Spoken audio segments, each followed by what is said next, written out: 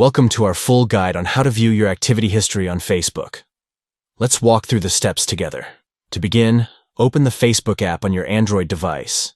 Tap on your profile picture to navigate to your profile page, where you can access various settings and features. Once on your profile page, locate and tap on the three dots, ellipses, icon to bring up additional options.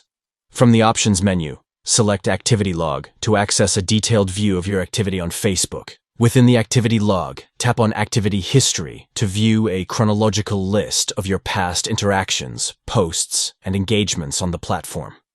By exploring your activity history, you can track your interactions and engagements on Facebook over time, allowing you to review and manage your online presence effectively.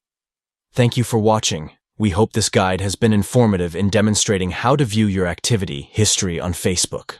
Stay informed and organized by keeping track of your Facebook interactions and activities through the Activity Log feature.